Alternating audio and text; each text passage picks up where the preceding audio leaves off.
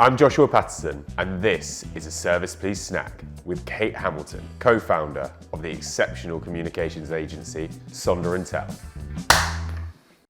Always, whenever I speak to you, you're just extremely humble with, I think, what you've achieved in the space of time which Sonder Tell has been around. And you look at some of the work in which you've done, and Rude Health has been one of your clients. Mindful Chef before didn't really have a form of positioning, story, or even a tone of voice, and you have made that happen. And now, for me, I look at it like, On the Table was it still is an incredible project in which I'm really looking forward to take forward.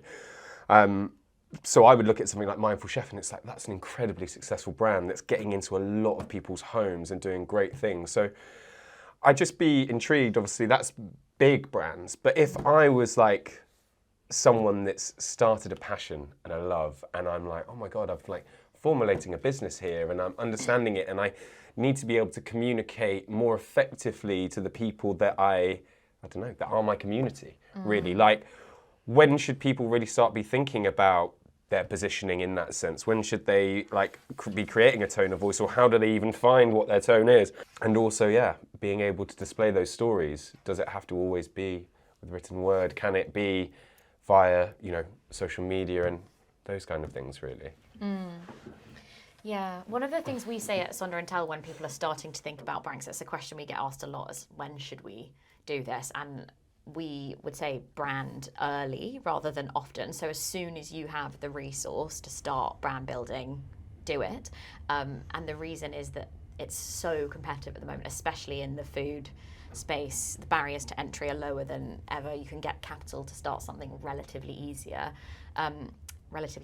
which is a positive thing, but it's also made it a lot harder to get cut through and to win in a category or a space, essentially. And actually the ones that go the distance are the ones that have the best brand and are selling something beyond just a product, and actually have managed to connect with customers through a sense of shared identity and values as well.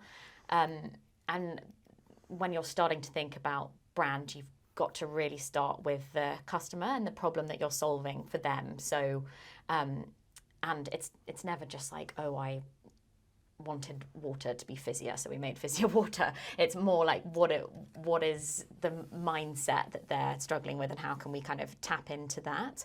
And then building a brand and an identity that speaks to that. So with On the Table at the time, it was very much about this person who really wants a way to support independence and wants to feel like they're kind of championing proper produce, but doesn't necessarily have the time or the know-how to source that for themselves. And so then that became this whole brand belief in kind of doing things for independence, and this tone of voice that kind of mirrored the the local butcher or the baker, and creating that kind of sense of real connection with people. So it wasn't just these meal kits and experiences, which are amazing, but the sense of like real people behind it. And I guess, again, we did Rude Health positioning, and that was more about defining their real difference in a category that's quite crowded. Obviously, they had Oatly taking up quite a lot of space, and their ownable difference was like their product and the depth of flavour of that. So built out this kind of brand world about the right way to be healthy rather than the right or wrong way. And again, your positioning can shift a little bit depending on new business objectives. Mindful Chef was going into retail, so they had slightly different objectives that they wanted to then hit with their tone of voice. But you're kind of, what you're about and the values in the world you're trying to build, you want to define that as early as possible and then build out from there. And, we start with words at Sonder Tell, but not at all saying that's the end point of your brand comms. Like, they should be the kind of blueprint, I guess, for other activations, whether it's video or, campaigns and advertising.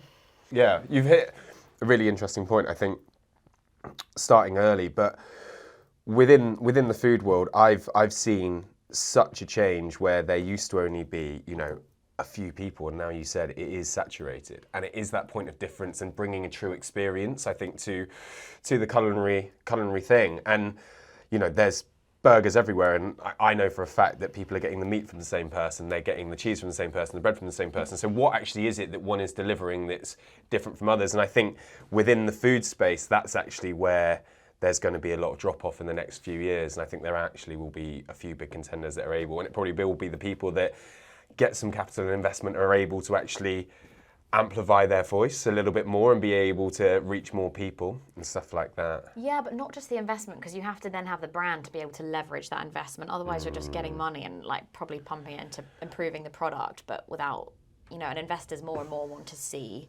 evidence of brand early as well before investing.